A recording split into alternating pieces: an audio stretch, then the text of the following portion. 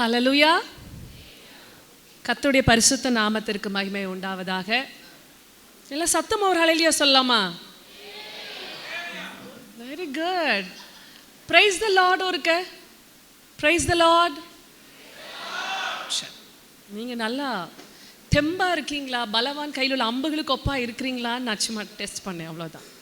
சரி, தேவனுடைய வார்த்தைக்கு நேராக கடந்து போகலாம். அதற்கு முன்பதாக இந்த நாளிலும் விசேஷமாக இந்த ஐஎம்எஸ் கூடுகையை ஆண்டவர் வாய்க்க செய்ததுக்காக நான் கர்த்தருக்கு நன்றி செலுத்துகிறேன்.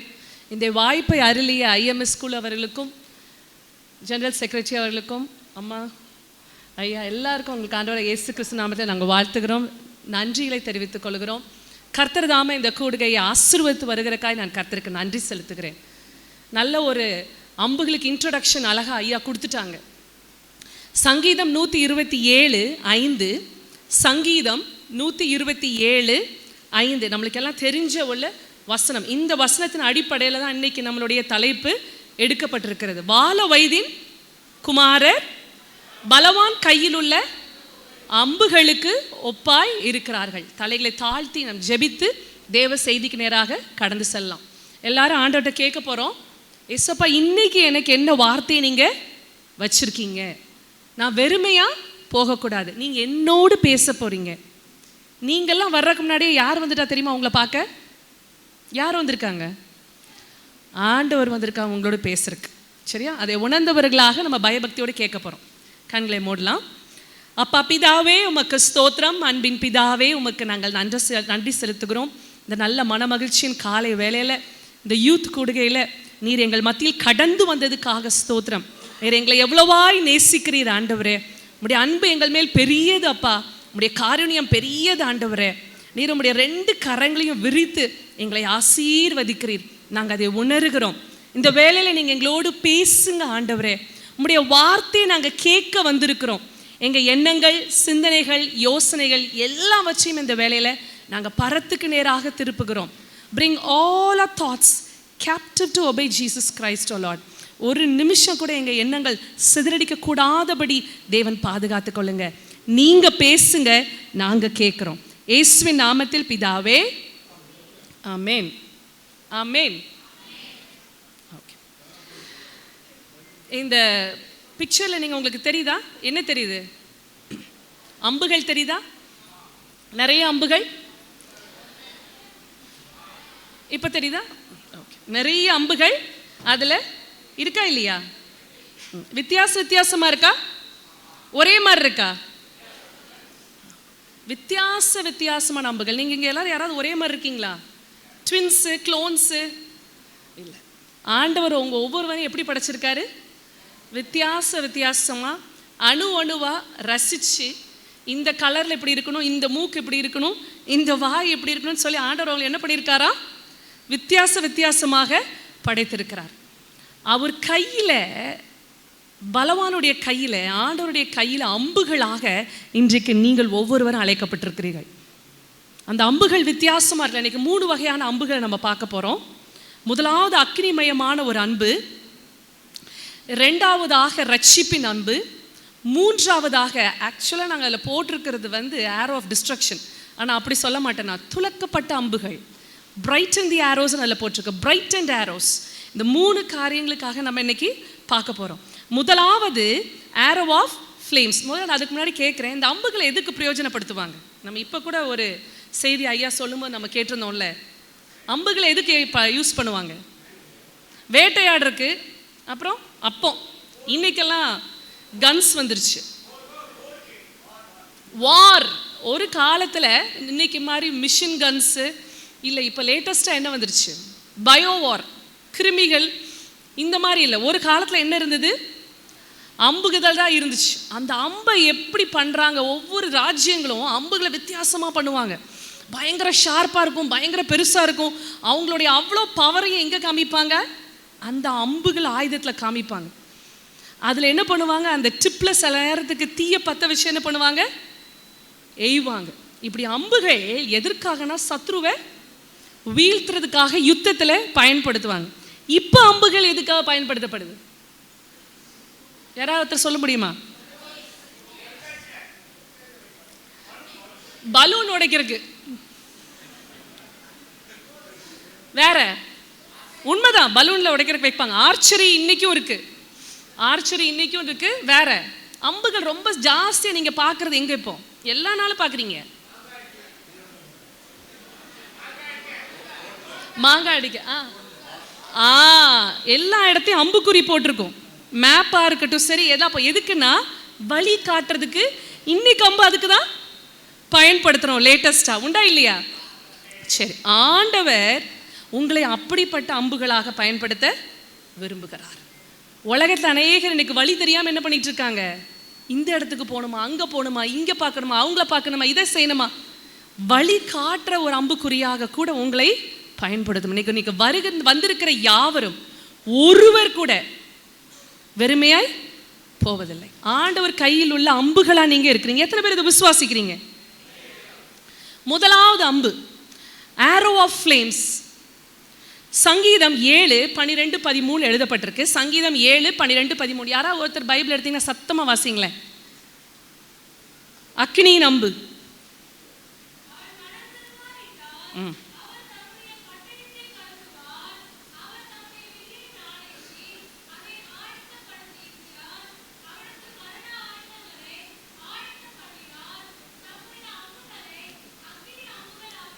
தம்முடைய அம்புகளை அவர் எப்படி ஆக்கினாரா? அக்கினி அம்புகள் ஆக்கினாரா. இந்த உலகம் எப்படிப்பட்ட உலகமா இருக்குன்னா, இருள் சூழ்ந்த உலகமா தான் இருக்கு. வெளிச்சமா தானே இருக்கு அப்படின்னு கேட்குறீங்களா? பாவம் நிறைந்த உலகத்துக்குள்ள இருக்கும்.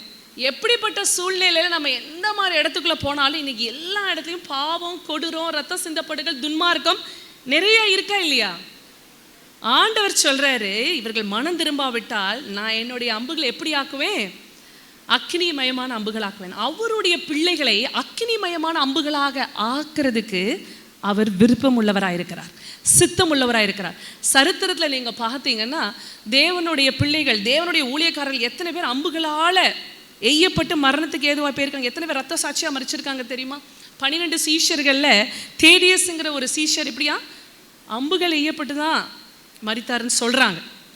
இன்னும் நீங்க அந்த பிக்சர்ல பார்த்தீங்கன்னா செயின்ட் பிலோமினா அப்படின்னு சொல்லுவாங்க. தேவனுக்காக வைராக்கியமா வாழ்ந்த ஒரு ஸ்திரீ. எத்தனையோ நேரம் அம்புகள்னால அட்டாக் பண்ண பட்டு கூட அவங்க உயிர் தப்பிச்சாங்களாம்.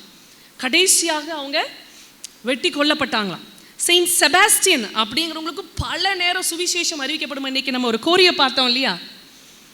ஆண்டவருக்காக வாழ்கிறவர்கள், ஆண்டவருக்காக சுவிசேஷம் அறிவிக்கலாம், ஆண்டவருக்காக ஊழியம் செய்கிறவர்கள் எல்லா இடத்துலையும் இப்படிதான் நெருக்கப்படுறாங்க, உபத்திரவப்படுறாங்க, ரத்தம் சிந்தப்பட்டாங்க. இன்னைக்கு அப்படி தோமா மாதிரி 12 சீஷர்ல ஒரு தோமா ஒருத்தர் வந்து இந்தியாவில் ரத்தம் சிந்தினால தான் நீங்களும் நானும் இங்கே அந்த ஆண்டவரே இல்லைன்னா நம்ம இன்னைக்கு இயேசுவே அறிஞ்சிருக்க மாட்டோம். எவ்வளோ மோசமான நிலைமையில் இருந்திருப்போம் தெரியுமா நம்ம நிலைமை? அப்படி ஆண்டவர் அவருடைய பிள்ளைகளை அக்கினியான அம்புகளாக அவங்களையும் எரிச்சு, இங்கே உள்ள பாவங்களையும் எரிச்சு அநேகரை ரட்சிப்புகளை கொண்டு வருகிற அக்கினியின் அம்புகளாக ஆண்டவர் அநேகரை இந்த தேசத்தில் கூட என்ன பண்ணியிருக்காரு? உங்களையும் அப்படி எழுப்ப அவர் வல்லவராயிருக்கிறார். ஜனவரி 23ஆம் தேதி, அதாவது 1999 கிரஹாம் ஸ்டெயின்ஸ், எல்லாருக்கும் தெரியும்ல கிரஹாம் ஸ்டெயின்ஸ்? இங்கே தெரியாதவங்க யாராவது இருக்கீங்களா? எல்லாருக்கும் தெரியும். ஆஸ்திரேலியாவிலேருந்து ஊழியம் செய்கிறதுக்காக இங்கே வந்து நார்த்தில் ஊழியம் செஞ்சுட்டு இருந்தவர். அவர் குடும்பத்தோடு, மனைவி, 2 பிள்ளைகள், 2 பையன், ஒரு பொண்ணு, அந்த 2 பையங்களோடு அவர் ஒரு தடவை ஊழியத்துக்கு கடந்து சென்றுட்டு திரும்பி வரும் பொழுது அவருடைய காரில் என்ன பண்ணாங்க? உயிரோடு அவர்களை எரிச்சாங்க.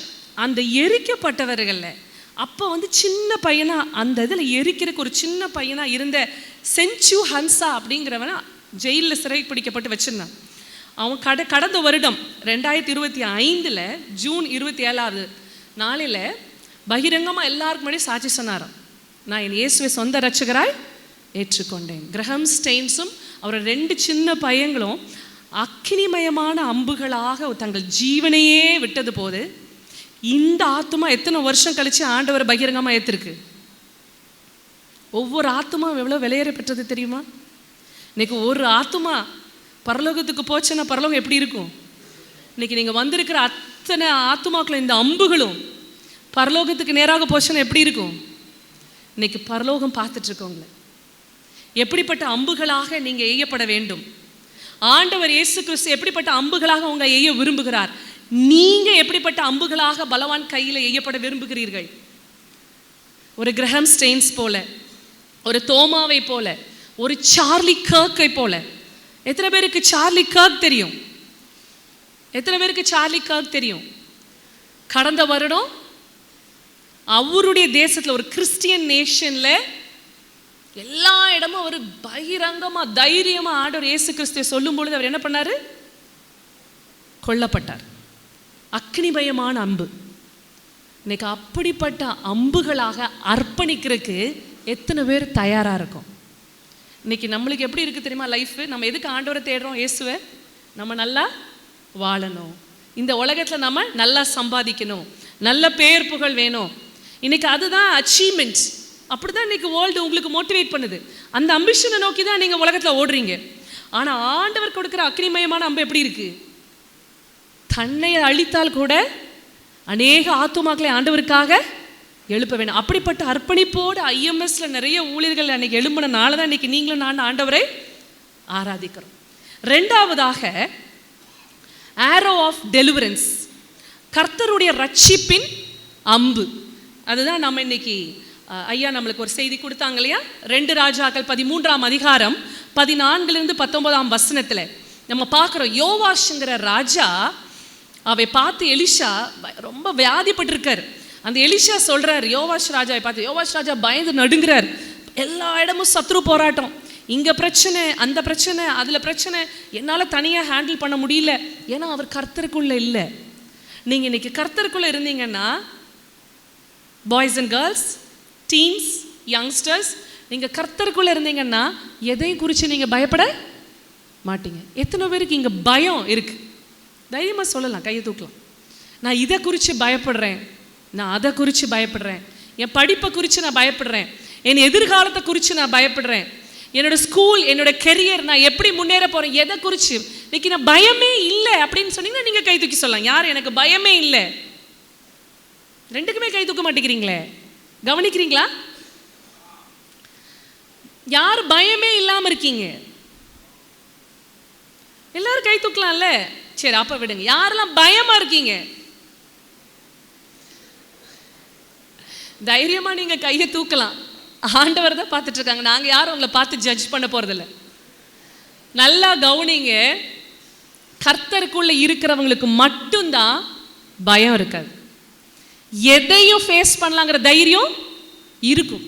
ஏன்னா நம்ம யாரு? பலவான் கையில் உள்ள அம்பு. இந்த அம்பு எய்கிற எங்க எய்யப்படுதோ அவங்க தான் என்ன பண்ணணும்?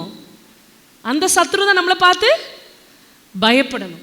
அப்போ இங்க இந்த பலவான் இந்த எலிஷா வந்து சொல்றாரு யோவாஷை பார்த்து, நீ பயப்படாத, நான் உன் மேல கரத்தை வைக்கிறேன். இந்த அம்பை எடுத்து எய்யினொன்னே அவர் 3 தடவை தான் எய்வார். அதுக்கப்புறம் என்ன பண்ணுவாரு? நீ ஒன்று அவர் சொல்லுவார், எலிஷா சொல்லி தொடர்ந்து எய்ந்துட்டே இருக்கணும். தொடர்ந்து ஒரு 5-6 தடவையாவது என்ன பண்ணியிருக்கணும்? ஷூட் பண்ணிட்டே இருந்திருக்கணும். 3 தடவையோட நிறுத்தினால 3 தடவை தான் நீ சிறிய தேசத்தை மேற்கொள்ள முடியும். இன்னைக்கு நம்மளுடைய ஆவிக்குரிய வாழ்க்கையில நம்ம எப்படிப்பட்ட அம்புகளை எய்கிறோம்? தொடர்ந்து எதை செஞ்சுக்கிட்டே இருக்கோம்? கன்சிஸ்டண்டா நீங்க ப்ரே பண்ணிட்டே இருக்கீங்களா? ப்ரேயருங்கிற அம்பை நீங்க ஷூட் பண்ணிட்டே இருக்கீங்களா? எதை வச்சு நீ பிசாசை வெல்ல முடியும்? இன்னைக்கு எத்தனை பேர் காலையில் ஜெபம் பண்ணிட்டு வந்தீங்க? தம்பி, தங்கச்சி, நான் சொல்றேன், ஒரு நாள் கூட வீட்டு விட்டு வெளியே ஜெபிக்காம நீங்க போகவே செய்யாதீங்க. நீங்க சாதாரணமான உலகத்துல வாழல. இன்னைக்கு எவ்வளவு மோசமான உலகத்துல வாழ்றீங்க நிறைய பேருக்கு தெரியாம குஷன்ட ஆண்டவர் வச்சிருக்கார். எத்தனையோ பேருடைய ஜெபத்தினால, உங்க பெற்றோர்களுடைய ஜெபத்தினால, உங்களுடைய ஊழியக்காரர்களுடைய ஜெபத்தினால, உங்க ஆயர் அவர்கள் செய்யற ஜெபத்தினால, நிறைய யூத்ல நடக்கிற ஜெபத்தினால, எங்க பிள்ளைங்களை பாதுகாத்துக் கொள்ளுங்க, எங்க பிள்ளைங்களை பாதுகாத்துக் கொள்ளுங்க, எங்க பட்டணத்தை பிள்ளைங்களை பாதுகாத்துக் கொள்ளுங்க, எங்க சபை பிள்ளைங்களை பாதுகாத்துக் கொள்ளுங்க, எங்க பிள்ளைங்களை பாதுகாத்துக் எத்தனையோ பேர் மறைமுகம் இருக்கிற ஜெபத்துல தான் நீங்க இன்னைக்கு ஜெப குறைவா இருந்தா கூட சேஃபா போயிட்டு சேஃபா வெளியே வர்றீங்க. முதலாவது அம்பு நீங்க உங்க வாழ்க்கையில ஒரு நாள் மறக்க கூடாது, ஜெபம். சத்தமா சொல்லுங்க எல்லாரும். ரெண்டாவது தேவனுடைய வார்த்தை. யாரெல்லாம் இன்னைக்கு வேதாகமம் வாசிக்காம வந்தீங்க? பைபிள் எடுத்துட்டு வந்தவங்களா கையில பைபிளை தூக்கி இப்படி காமிங்க பார்க்கலாம். பிசாசு நடுங்கிற ஒரே ஆயுதம் எத்தனை பேர் இதை காலையில் தலைக்கு பக்கத்தில் வச்சு படுத்துட்டு வருவோம்? செல்லு தான் இன்னைக்கு தலை பக்கத்தில் இருக்குல்ல. எங்களுக்கெல்லாம் சின்ன வயசில் எப்படி சொல்லி கொடுத்தாங்க? எது பெட்டுக்கு மடியில் என்ன இருக்கணும்? நம்ம தலைக்கு பக்கத்தில் அப்படி தான் இருப்போம். அப்போல்லாம் உண்மையிலே பைபிள் வாசிக்கிறாங்களோ இல்லையோ, ரட்சிப்பு இருக்கோ இல்லையோ, ஆண்டவருடைய அனுபவம் என்ன தலைவர்கள் இருக்கும் தெரியுமா? ஏன்னா அப்போ தான் பேய் பிசாசெல்லாம் பக்கத்தில் வராது, அது தன்னாலே பார்த்து பயந்து நடுங்கிடும். இப்படி தான் எங்களுக்கு பாட்டி தாத்தா அம்மா அப்பெல்லாம் சொல்லி கொடுத்து வளர்த்தாங்க. இன்னைக்கு உங்கள் தலைமாட்டில் என்ன இருக்கு? என்னம்மா இருக்கு? ஃபோனை முதல்ல தலைக்கு மாட்டில் வைக்காதீங்க. அது சயின்டிஃபிக்காகவே நல்லது இல்லையா? அதில் வர்ற ரேடியேஷன்ஸ் நல்லதே இல்லை. எல்லா நேரமும் அது செல்லு உங்கள் கூட தான் இருக்குது. தூங்கும் போதாவது என்ன பண்ணுங்க, பக்கத்து ரூமில் போய் செல்லை சார்ஜ் போடுங்க. இன்னைக்கு அங்கேயே செல்ல சார்ஜ் போட்டு அதில் வர ரேடியேஷன்ஸ்னால பிள்ளைங்களோட மூளை அவ்வளோ பாதிக்கப்படுதான். உங்கள் வீட்டில் வைஃபை இருந்தால் அதை சுவிட்ச் ஆஃப் பண்ணி வச்சுருங்க, அட்லீஸ்ட் நைட் ஆகுது. எது இருக்கணும் நம்மளுக்கு? தேவனுடைய வார்த்தை. ஒரு வசனத்தையாவது ஒரு நாள் தியானிக்காமல் நீங்கள் வெளியே வராதீங்க. அந்த அம்பை எய்யாமல் வெளியே வரவே வராதிங்க. மூன்றாவது, தேவனுடைய ரத்தம். எத்தனுடைய பேர் ஏசப்பாவுடைய ரத்தத்தை பார்த்து பயப்படும்? என்னது பயப்படும்? பிசாசு பயப்படும். இங்கே இருக்க ரத்தத்தை பார்த்தா பயமா இருக்குமா? கர்த்தர் உங்களுக்காகவும் எனக்காகவும் என்ன பண்ணியிருக்காரு? அவர் விலையேற பெற்ற ரத்தத்தை சிந்தி இருக்கிறார். ஹல்லேலூயா. அந்த ரத்தம் அனுதினமும் நம்மளை பாதுகாக்கணும். அந்த ரத்தத்தினால் கழுவப்பட்ட ரட்சிப்பின் அனுபவம் ஒவ்வொருவருக்கும் உண்டாகணும். இல்லைனா இன்றைக்கு அந்த ரட்சிப்பின் அனுபவத்தை பெற்றுக்கொண்டு நீங்க கடந்து போறீங்க. ஏசப்பாவுடைய ரத்தத்தினால கழுவப்பட்டு நீங்க கடந்து போறீங்க. அது வருதா பிபிடியில் அந்த பிக்சர்? ஓகே. நான்காவதாக பரிசுத்த ஆவியானவர். ஆவியானவருடைய அபிஷேகம் நம்மளுக்கு வேணும். சத்தமா சொல்லுங்க, ஆவியானவருடைய வேண்டும். ஐந்தாவது, இதே போல ஐக்கியம். நல்லா கவனிங்க. இந்த மாதிரி சபை ஐக்கியம், இந்த மாதிரி கர்த்தருடைய பிள்ளைங்கள் சேர்ந்து இணைந்து ஜெபித்து துதித்து ஆராதிக்க விட்டால் நம்ம ஜெப வாழ்க்கை, நம்ம ஆவிக்குரிய வாழ்க்கை கொஞ்சம் கொஞ்சமாக என்ன ஆகிடும்? மங்கி போயிடும். ஆறாவதாக பரிசுத்தம் நமக்கு உண்டாகும். இப்படிப்பட்ட அம்புகளை நம்ம எய்யும் பொழுதுதான் நம்ம சத்ருவை மீட்க முடியும். அது மாத்திரம் அல்ல, இப்படிப்பட்ட அம்புகளை நீங்கள் எய்யும் பொழுதுதான் மற்றவர்களை ரட்சிப்புக்குள்ள நடத்த முடியும். எத்தனை பேர் உங்களுடைய ஃப்ரெண்ட்ஸுக்காக ஜெபிக்கிறீங்க? எங்களுக்கே ஜெபிக்கிறதுக்கு நேரம் இல்லை, எங்களுக்காக அதே அவ்வளோ லிஸ்ட் இருக்கு. இதில் நாங்கள் எங்கள் ஃப்ரெண்ட்ஸுக்காக வேற ஜெபிக்கணுமா? எத்தனை பேர் உங்கள் பேசாத உங்கள் ஃப்ரெண்ட்ஸுக்காக ஜெபிக்கிறீங்க? முன்னாடி நாங்கள் ஃப்ரெண்ட்ஸாக இருந்தோம், இன்னைக்கு நாங்கள் எனிமீஸாக இருக்கோம், நாங்கள் பேசிக்கிறது இல்லை. எத்தனை பேர் உங்கள் வீதியில் இருக்கிற பிள்ளைகளுக்காக ஜெபிக்கிறீர்கள்? இன்னைக்கு எத்தனையோ பேர், நல்லா கவனிங்க, எத்தனையோ பேர் தாய் தகப்பன் இல்லாமல், தாய் தகப்பனால் துன்புறுத்தப்பட்டு, அவங்க வீட்டில் பாதுகாப்பு இல்லாமல், தெருவில் பாதுகாப்பு இல்லாமல், ஆலயங்களில் போய் ஜெபிக்க முடியாதபடி எத்தனையோ சூழ்நிலைகள் எத்தனையோ தேசங்களில், நம்ம தேசங்களில் நார்த்தில் கூட இருக்குது. இன்னைக்கு நீங்களும் நானும் சுகமாக இந்த மாதிரி ஆராதனையாக ஆராதிக்கிறோம் அப்படின்னா, நல்ல மைக் சிஸ்டம், இவ்வளோ கையில் எத்தனை மாதிரி பைபிள் தூக்கிட்டு போகிறது, 2 வயசு குழந்தை பைபிளை தூக்கிட்டு போடுறதுனால சிறையிருப்பில் போடுற தேசங்கள் இருக்குது. இன்னைக்கு பார்க்குறீங்களா நியூஸ் எல்லாம்? இன்னைக்கு நம்ம பைபிளை we take it for granted. ஏசு கிறிஸ்துவை நம்ம அசால்ட்டாக எடுத்துக்கிறோம். ஏன்னா அவர் நம்மளுக்கு தண்ணீர் மாதிரி கிடைக்கிறார், சுவாசிக்கிற காற்று மாதிரி கிடைக்கிறார். பஞ்சத்தின் காலம் ஒரு நாள் வரும். அதுக்கு முன்பதாக உங்களை ஆண்டவர் ஆயத்தப்படுத்த விரும்புகிறார். ஒரு ரட்சிப்பின் அன்பாக, மற்றவர்களுக்கு வெளிச்சம் கொடுக்கிறவர்களாக, மற்றவர்களுக்கு நல்ல வழியில் நடத்துகிறதுக்காக ஆண்டவர் உங்களை அவருடைய கைகளில் அம்பா எடுத்து பயன்படுத்த விரும்புகிறார். எத்தனை பேர் நான் அப்படிப்பட்ட அம்பா இருக்கணும்னு விசுவாசிக்கிறீங்க? இதுக்காவது கையை தூக்கலாம். எல்லாரும் கையை தூக்குறதுனால ஒன்றாக போகிறதில்ல. ஐயோ இப்படி கையை தூக்கிட்டா ஆண்டவர் என்ன அவர் கையில் அம்பா இப்படி பயன்படுத்திடுவாரோ அப்படிங்கிற பயம் உங்களுக்கு இருக்கா? எத்தனை பேருக்கு இல்லை? அங்கே வந்து ஒரு சின்ன குட்டி சொல்லுது இல்லை. ஏன்னா இன்னைக்கு பிள்ளைங்களுக்கு ஊழியம் செய்கிறதுக்கு கஷ்டமாக இருக்கு. ஊழியக்காரர்களா ஒன்றுமே இல்லைன்னா தான் அங்கே போக முடியும். கஷ்டப்படுறதுக்கு ரெடியாக இருந்தால் தான் அங்கே போக முடியும். உலகத்தையே திறக்கிறனா தான் அங்கே போக முடியும். இல்லை, உலகத்தையே ஆண்டு கொள்கிறது யாரு? உலகத்தின் காரியங்கள் நிர்ணயிக்கிறது யாரு? கர்த்தருடைய பிள்ளைகளுடைய முழங்கால். தயவு செய்து உலகம் பார்க்கிற மாதிரி நீங்க சக மனுஷர்களை பார்க்கவே கூடாது. அதனால ஆண்டவர் என்ன சொல்றாரு? நீங்க ரட்சிப்பின் அம்பாக இருக்க வேண்டும். அதற்கு உதாரணமாக நம்ம யோசேப்பை பார்க்கலாம். வேதாகமத்தில் நம்மளுக்கு நல்லா தெரிந்த வேத பகுதி. எல்லாருக்கும் யோசேப்புடைய கதை தெரியும்ல. யாருக்கும் நான் யோசேப்புடைய கதை சொல்ல வேண்டிய அவசியமே இல்லை. தன்னுடைய சொந்த சகோதரர்களால் அவர் என்ன பண்ணப்பட்டாரு? விற்கப்பட்டார். 17 வயசுல அவர் விற்கப்பட்டார். தெரியாத இடத்துல போய் கஷ்டப்பட்டார். தெரியாத தேசத்துல அடிமையாய் விற்கப்பட்டார். அந்த தேசத்துல அவர் ஆண்டவருக்கு உண்மையா இருந்தார். அந்த தேசத்துல ஆண்டவர் அவர் தேடினார். ஆண்டவர் அவருக்கு சொப்பனங்களும் தரிசனங்கள் மூலமாக பேசினார். அந்த ஸ்பிரிட் ஆஃப் விஷன் அண்ட் ப்ராஃபஸியை கொடுத்தார். எதிர்காலத்தில் என்ன நடக்க போகுதுன்னு சொல்லி அவருக்கு சின்ன வயசுலயே அவர் வீட்டில் இருக்கும் போதே அவருக்கு தெரியும். 11 நட்சத்திரங்களும் அவரை பார்த்து என்ன பண்ணிச்சான்? வணங்கிச்சான். அதுக்கப்புறம் என்னாச்சு? 11 அரிக்கட்டுகளும் அவரை பார்த்து வணங்கிச்சான். சூரியனும் சந்திரனும் நட்சத்திரங்கள் எல்லாம் அவரை பார்த்து. அப்படின்னா அவருடைய சொந்த பிள்ளைகள், அவருடைய சொந்த சகோதரர்களும் அம்மா அப்பாவும் அவரை வணங்குற அளவுக்கு ஆண்டவர் அவரை உயர்த்துவார் என்று அவருக்கு தரிசனம் கொடுத்து எத்தனை கஷ்டப்பட்டாரு. அடிமையா போனாரு. அவருக்கு வந்த தரிசனம் ராஜா தரிசனம். ஆனா அவர் என்னதான் போனாரு? அடிமையாய் போனார். உங்க வாழ்க்கையில் ஆண்டவர் தரிசனத்தை வச்சிருக்கிறார். உங்க வாழ்க்கையில் ஆண்டவர் பெரிய தரிசனத்தை வச்சிருக்கிறார். சாதாரணமான காரியங்களை செய்ய நீங்க இன்னைக்கு அழைக்கப்படவே இல்லை. ஆனா தரிசனத்துக்கு மாறாக இன்னைக்கு உங்க வாழ்க்கையில நடந்துட்டு இருக்குன்னா ஆண்டவர் உங்களை ட்ரெயின் பண்றார்.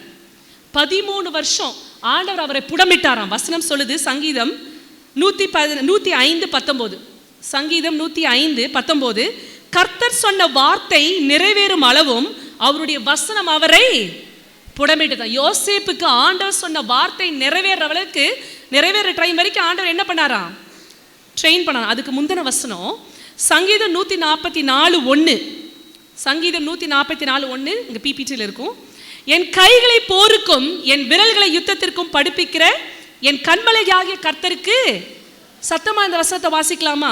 என் கைகளை என் விரல்களை யுத்தத்திற்கும் படிப்பிக்கிற என் கண்மலை ஆகிய கர்த்தருக்கு ஸ்தோத்திரம் உண்டாவதாக. கைகளை தூத்தி சொல்லலாம், ஆண்டவருக்கு ஸ்தோத்திரம்.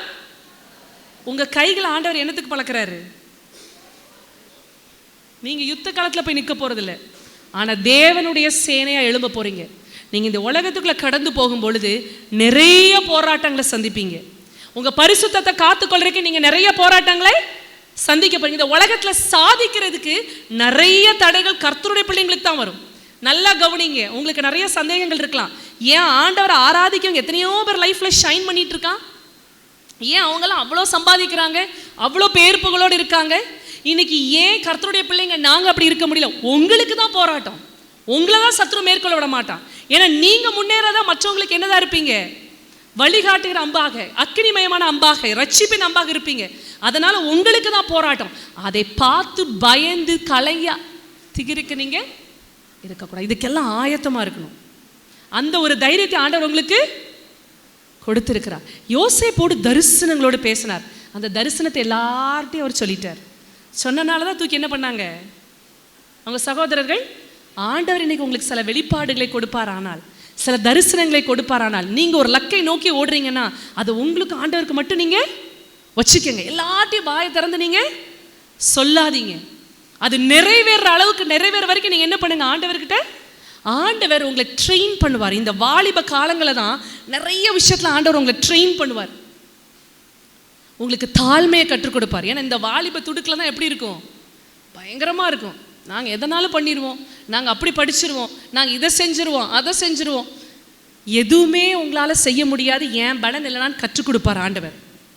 பொறுமையை கற்றுக் கொடுப்பார். எல்லாத்துக்கும் இன்னைக்கு உடனே எல்லா வேலையும் நடந்துடணும்ல. யாருக்காவது வெயிட் பண்ணுறது பிடிக்குமா? பல வருஷம் அதுவும் வெயிட் பண்ணுவீங்களா? உடனே இல்லை. ஆண்டவர் உங்களுக்கு பெரிய காரியங்களை வச்சிருக்கார். ரைட் டைம்ல உங்களை ஷூட் பண்ணுவார். அந்த அம்பா பயன்படுத்துவார்னா அது வரைக்கும் உங்களை தொலைக்குவார். அது வரைக்கும் அந்த ஆரோவை ஷார்பன் பண்ணுவார். கரெக்டான யுத்தம் வரும்போது அவங்களை எடுத்து அவர் பயன்படுத்துவார். அது வரைக்கும் நீங்க பொறுமையாக ஆண்டவருடைய கரத்துக்குள்ள ட்ரெயின் ஆகிறதுக்கு, அவர் கரத்துக்குள்ள களிமண்ணாக இருக்கிறோமா, நம்ம பரிசுத்தம் இருக்கு. அந்த நாட்களில் தான் யோசேப்பை தேடி பாவம் வந்துச்சு. அந்த போத்திபாருடைய மனைவி யாரும் தெரியாத நேரத்தில் அந்த மகனை என்ன பண்ண, பாவத்துக்கு இழுத்த. யாருக்குமே தெரிஞ்சிருக்காது, அவன் நல்லா இருந்திருப்பான் அந்த பாவத்துக்கு உட்பட்டு இருந்தா. இன்னைக்கு பெரிய வேலை செய்கிற இடங்கள்ல, நீங்கள் போக போகிற இடங்கள்ல, இனி உலகத்துக்குள்ளே நீங்கள் கடந்து போகும்போது நீங்கள் பெரிய பெரிய இடத்துல முன்னேறணும்னா நிறைய பேருக்கு என்ன பண்ண வேண்டியது இருக்குது, பட்டர் பண்ண வேண்டியது இருக்குது. அவங்க இஷ்டத்துக்கெல்லாம் நீங்கள் சயனிக்க வேண்டியது இருக்குது. இல்லை, அதுக்கெல்லாம் வளைஞ்சு கொடுக்கறக்கு ஆண்டவர் உங்களை அழைக்கலை. எதுக்கெல்லாம் நோ சொல்லணுமோ நீ நோ தான் சொல்லணும். இன்னைக்கு நிறைய நேரங்களில் கேர்ள்ஸுக்கு பாய் ஃப்ரெண்ட்ஸ் இல்லைனா, பாய்ஸ்க்கு கேர்ள் ஃப்ரெண்ட்ஸ் இல்லைனா மதிக்கிறது இல்லை. ஆனால் ஆண்டவர் சொல்றாரு, இதெல்லாம் உனக்கு வேண்டாம். அது பன்னிக்குட்டிகள் செய்யறது. சிங்கக்குட்டி எப்படி இருக்கும்? யார் என்ன சொன்னாலும் பரவாயில்ல, நான் சில பாவத்துக்கு நோ தான் சொல்வேன். அந்த நாட்களில் யோசேப்பு நோ சொன்னார். அவர் சிறை பிடிக்கப்பட்டார், அவர் அசிங்கப்படுத்தப்பட்டார், அவமானப்படுத்தப்பட்டார். ஆனா அதுலயும் அவர் உண்மையா இருந்தார். ஆண்டவர் சொல்ற, எங்கெல்லாம் யோசேப்பு போனானோ, அது சிறைச்சாலையா இருக்கலாம், அது போத்திபாருடைய வீடா இருக்கலாம், எங்கெல்லாம் ஆண்டவர் யோசேப்பு இருந்தா அங்கெல்லாம் ஆண்டவர் அவரை ஆசீர்வதித்தார். ஏன்னா ஆண்டவர் அவங்களோடு இருந்தார். இன்னைக்கு மனுஷங்க உங்களோடு இருக்கணுமா, உன் ஃப்ரெண்ட்ஸ் உன்னோடு இருக்கணுமா, இல்லை ஆண்டவர் உன்னோடு இருக்கணுமா? நீ தான் முடிவு பண்ணு. என் ஃப்ரெண்ட்ஸுக்காக, அவங்க எனக்கு பிடிக்கணுங்கிறக்காக, அவங்க என்னை நேசிக்கணுங்கிறக்காக நான் என்னனாலும் செய்வேன், எங்கனாலும் போவேன், எந்த இருட்டுக்குனாலும் போவேன், எதனால நான் மறைப்பேன், தாய் தகப்பு தெரியாமல் மறைப்பேன், என்னனால நான் செய்வேன். ஏன்னா அவங்க என்னை அக்செப்ட் பண்ணணும், என்னை பெருமையாக பார்க்கணும், என்னை உயர்த்தி வைக்கணும் அப்படின்னு சொல்லி நான் என்னனாலும் பண்ணுவேன். நான் இல்லை, ஆண்டவர் மட்டும் என் கூட இருந்தா போதும். ஏன்னா உங்களை அவர் ரட்சிப்பின் அம்பாக பயன்படுத்த விரும்புகிறார். நீங்கள் இன்னைக்கு கேளுங்க, ஆண்டவர் எனக்கு என்ன வச்சிருக்கீங்க எதிர்காலத்தில், அதை நோக்கி போங்க. யோசேப்புக்கு அவர் எதிர்காலத்தை வெளிப்படுத்தினாரானால் நீங்களும் அவருடைய கரத்தில் அதே மாதிரி அம்புகளாக தான் இருக்கீங்க. ஒவ்வொருவரையும் உங்களை ஆண்டவர் நேசிக்கிறார். அவர் பட்சபாதம் பார்க்குற தேவனே அல்ல. அதே தரிசனத்தோடு உங்களோட ஆண்டவர் பேச முடியும். ஆண்டவர் எனக்கு என் எதிர்காலத்தை குறித்த தரிசனத்தை கொடுங்க. ஊழியத்தில் என் பங்கு என்ன, எனக்கு என்ன படிப்பு வச்சிருக்கீங்க, எனக்கு என்ன கெரியர் வச்சிருக்கீங்க, அந்த கெரியரில் நான் எப்படி ஆண்டவருக்காக வைராக்கியமாக வாழ முடியும், அங்கே நான் ரட்சிப்பின் அம்பாக என்ன பண்ண முடியும். நீங்கள் ஆண்டவரிடத்தில் கேட்கணும். உங்கள் அம்மா அப்பா கேட்டிருப்பாங்க, நீங்கள் இன்னைக்கு கேட்க போகிறீங்க. தொடர்ந்து என்ன பண்ண போகிறீங்க, அதே பரிசுத்தத்தில் நிலைக்க போகிறீங்க. யோசேப்பு அதே பரிசுத்தத்தில் நிலைச்சிருந்தார். ஒரு நாள் ஆண்டவர் அவரை உயர்த்தினார். ஹல்லேலூயா. அவர் உயர்த்துற வரைக்கும் அவருடைய கரத்துக்குள்ள அவர் அடங்கி இருந்தார். இன்னைக்கு உங்களையும் அதே போல ஒரு ரட்சிப்பை நண்பாக ஆண்டவர் பயன்படுத்தணும். நீங்கள் ரட்சிக்கப்பட்டிருக்கிறீர்களா? ரட்சிப்புனா என்னன்னு தெரியுமா? ரோமர் 10:9. ரோமர் 10:9. யாராவது ஒருத்தர் சத்தமாக வாசிங்க.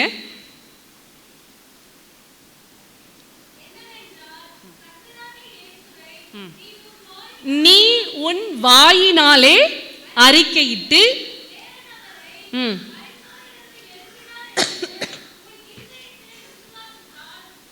உன் இருதயத்திலே விசுவாசித்தால் ரட்சிக்கப்படுவாய். நீதி உண்டாக இருதயத்திலே விசுவாசிக்கப்படும், ரட்சிப்பு உண்டாக வாயினாலே அறிக்கை பண்ணப்படும். இந்த வசனம் தெளிவா இருக்கு. குட்டீஸ் எல்லாரும் கவனிங்க,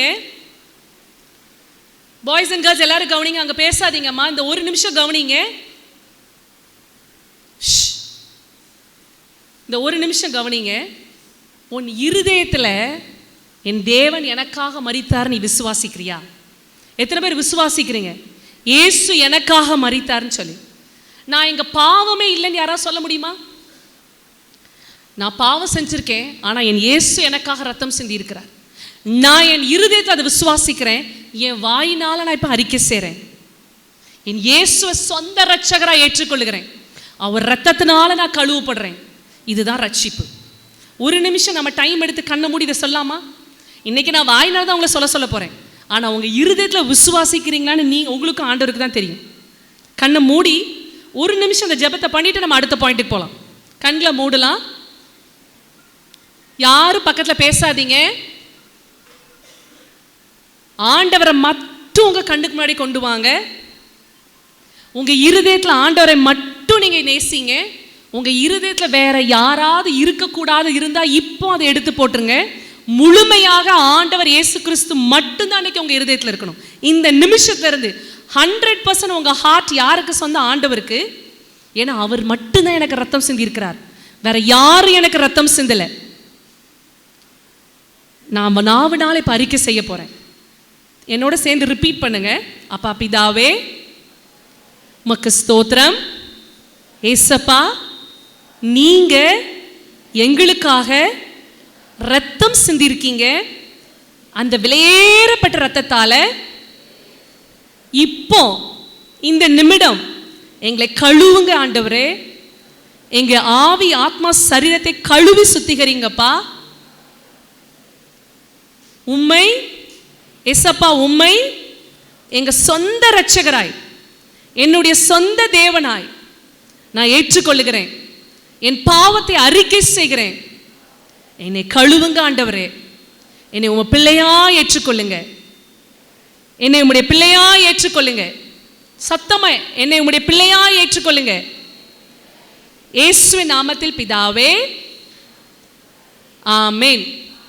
இதை நீங்க உண்மையா இருதயத்துல உணர்ந்து, இருதயத்திலிருந்து ஒருவேளை வாயை திறந்து சொல்லாட்டி கூட இருதயத்திலிருந்து நீங்க ஆண்டவர்கிட்ட பேசுனீங்கன்னா இன்னைக்கு நீங்க ரட்சிக்கப்பட்டிருக்கீங்க.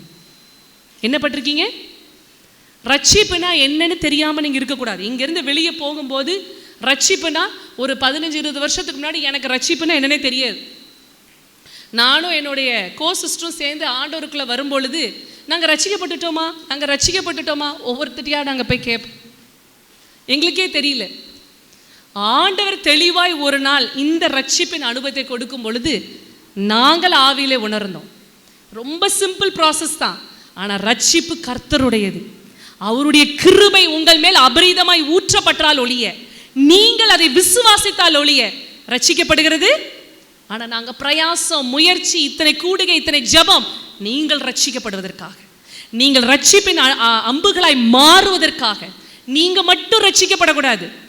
ஒரு கூட்ட ஆத்துமாவை ரட்சிப்புக்குள்ள வழி நடத்தி நீங்க பரலோகத்துக்குள்ள கொண்டு போகணும். அந்த தரிசனத்தோடு நீங்க இந்த இடத்தை விட்டு கடந்து செல்லணும். கடைசியாக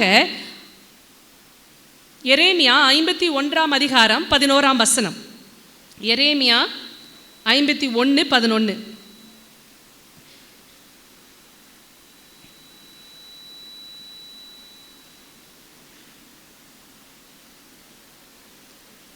God's arrow of destruction வரும். அது யாராவது ஒருத்தர் வாசிங்க. சத்தமா எல்லாரும் சொல்லுங்க பார்க்கலாம் இந்த வார்த்தையை. அம்புகளை துலக்குங்கள். இங்கிலீஷ்ல பிரைட் இன் தி ஆரோஸ்ன்னு போட்டிருக்கு. உங்களுடைய ஆரோஸ் என்ன பண்ணுங்க? பிரைட் ஆக்குங்க, ஷார்ப்பன் ஆக்குங்க. அந்த நாட்கள்லாம் என்ன பண்ணுவாங்கன்னா, அம்புக்கு ஒரு பற்றை இருக்கும். அது பயங்கரமாக அவங்களுக்கு பவர் இருக்கோ, ஆயுதங்கள் பவர் இருக்கோ, அந்த தேசத்தில் இந்த பட்டையும் தீட்டுறவங்க இருப்பாங்க. அவங்க அந்த அம்புகளை பயங்கர ஷார்ப்பாக்குவாங்க. ஷார்ப்பாக்கி கூர்மையாக்கி அது லேசாக ஒரு இடத்துல ஸ்க்ராட்ச் விழுந்தாலும் என்னதாயிடும்? விழுந்துடும். அதில் தான் அக்னிமயமான அம்பு, விஷ அம்பு, இதெல்லாம் சொல்லி எய்வாங்க சத்ருவை வீழ்த்துறதுக்கு. புரியுதா நான் உங்களுக்கு சொல்கிறது? ஒருவேளை நீங்கள் பலவான் கையில் அம்புகளாக ஏற்கனவே இருக்கலாம். ஆண்டவர் உங்களை நல்லா பயன்படுத்திட்டு வரலாம். இந்த நாளில் ஆண்டவர் இன்னும் உங்களை என்ன பண்ணுறாரு? பயங்கரமாக துலக்குகிறார். எதுக்குன்னா, அநேக காரியங்களை அழிப்பதற்காக, இந்த தேசத்தில் இருக்கிற அநேக அருவருப்புகளை அழிக்கிறதுக்காக.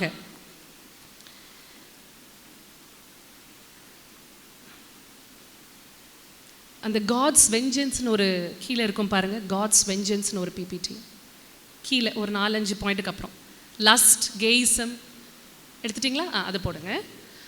நல்லா கவனிங்க. இந்த உலகத்தில் நிறைய அசுத்தங்கள் இருக்குது. நீங்கள் இந்த உலகத்துக்குள்ள கடந்து போக போகிறீங்க. இச்சை நம்ம மாம்சத்தில் இருக்குது. என்னென்ன இச்சைகள்லாம் இருக்குது? கண்களின் இச்சை, சத்தமாக சொல்லுங்க, மாம்சத்தின் இச்சை, ஜீவனின் பெருமை. இது அதிகமாக வேலை செய்கிற ஏஜ் என்ன தெரியுமா? வாலிப காலத்தில் தான். இது 3 பயங்கரமாக வேலை செய்கிறது. அதுக்கு மிகுந்த கொண்டாட்டமான பீரியட். அதுக்காண்டி எல்லா ஏஜ்லையும் இது இல்லைன்னு சொல்லலை, எல்லா ஏஜ்லையும் இது இருக்கும். ஆனால் அதிகமாக வீழ்த்துறது என்னது?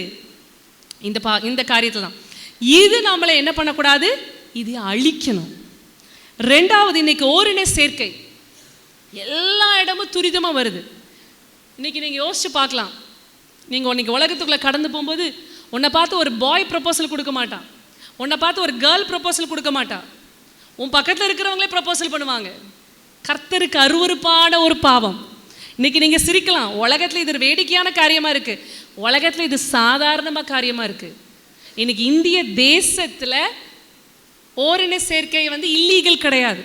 ஒரு காலத்தில் அது அருவருக்கப்பட்டது, அது மறைமுகமாய் நடந்து கொண்டிருந்தது பாவம், சோதோம் கொமோராவின் பாவம். இன்னைக்கு இந்த ஓரின சேர்க்கையுடைய கல்யாணம், கே மேரேஜஸ் அக்செப்ட் பண்ணணும்னு இந்திய தேசத்தில் கோர்ட் கேஸ் நடந்துட்டு இருக்கு தெரியுமா? எத்தனை பேர் அதுக்காக ஜெபிக்கிறோம்? இந்த அருவருப்பு தேசத்துக்குள்ள எப்படி இருக்கும்? அது அருவருக்கிற ஒரு பாவம்.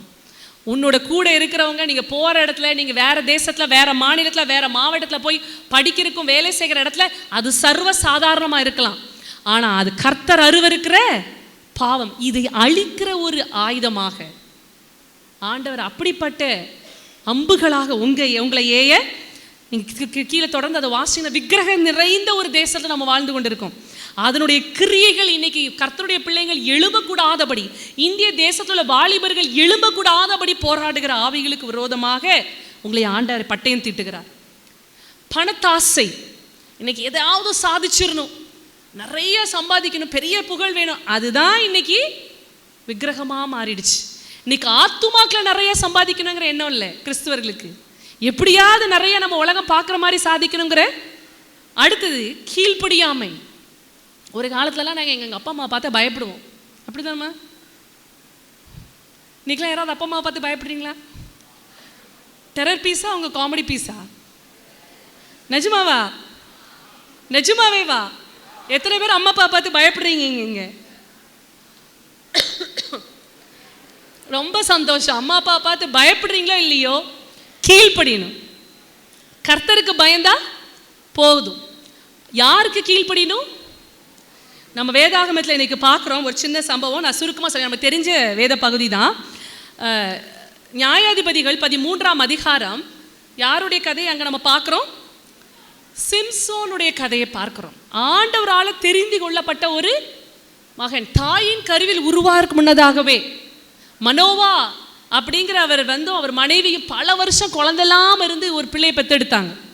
இங்கே பல வருஷம் குழந்தை இல்லாமல் ஒரு பிள்ளையை பெற்றெடுத்தாங்கன்னு வைங்களேன். அவங்க எப்படி பார்த்தவங்க தெரியுமா அந்த பிள்ளைய? இங்கே யாராவது அப்படி இருக்கீங்களாம்மா? ஒரே ஒரு பிள்ளை, ரொம்ப வருஷம் கழித்து நான் பிறந்தேன், அப்படி யாரும் இல்லையா? கண்ணுக்கு கண்ணான பெற்றேன். எப்படி வளர்ப்பாங்க? செல்லமாக வளர்த்தாங்க. ஏன்னா ரொம்ப நாள் கழித்து பிறந்தது, எங்களுக்கு பிள்ளையே இல்லைன்னு நினச்சோம். நாங்கள் அந்த பிள்ளையை நாங்கள் பெற்றெடுத்தோம், அதனால் நாங்கள் அதுக்கு கண்டிக்கவே இல்லை அப்படின்னு சொல்லுகிற இல்லை. இவங்க கேட்டாங்களாம், இவங்களுக்கு ஆண்டவர் எத்தனையோ வருஷம் கழித்து ஒரு குழந்தைய கொடுக்குறேன்னு சொன்னார். உடனே அவங்க கேட்டாங்களா, இந்த குழந்தைய எப்படி நான் வளர்க்கணும் அப்படின்னு சொல்லி கேட்டாங்க. நீ முதல்ல என்ன பண்ணக்கூடாது? திராட்சை ரசத்தை குடிக்கக்கூடாது, அசுத்தமான எதையும் நீ தொடக்கூடாது. ஏன்னா தாயின் கருவில் உருவாகும் போதே நான் அதை தெரிந்தெடுத்திருக்கிறேன். எத்தனை பேர் விசுவாசிக்கிறீங்க? என் தாயின் கருவில் இருக்கும் பொழுதே ஆண்டவர் என்னை தெரிந்தெடுத்திருக்கிறார். ஹல்லேலூயா. ஒரு முகாந்திரம் இல்லாமல், ஒரு சித்தம் இல்லாமல் ஆண்டவர் இன்னைக்கு உங்களை இங்கே உட்கார வைக்கல. சும்மா ஏனோ தானோன்னு யாரோ அனுப்புனாங்க, அம்மா அப்பா ப்ரெஷர் கொடுத்தாங்க, வேற வழி இல்லை, எங்கேயும் போகணும், இங்கே நீங்கள் உட்காரல. நான் சொல்றது எத்தனை பேர் கவனிக்கிறீங்களோ எனக்கு தெரியல. உங்களையும் ஆண்டவர் தெரிந்தெடுத்திருக்கிறார், அதை நான் விசுவாசிக்கிறேன். ஹல்லேலூயா. எத்தனை பேர் இதை விசுவாசிக்கிறீங்க? அப்போ அங்கே அவங்க ஜெபித்து என்ன பண்ணாங்களாம், அந்த பிள்ளையை வளர்த்தாங்க, நல்லா தான் வளர்த்தாங்க. அப்போ அந்த சிம்சோன் ஆண்டவரால் தெரிந்து கொள்ளப்பட்டவராக இருந்தார், ஸ்பெஷலாக இருந்தார், நஸ்ரீனாக இருந்தார், அழைக்கப்பட்டவராக இருந்தார். அந்த பிபிடியை போடுங்க.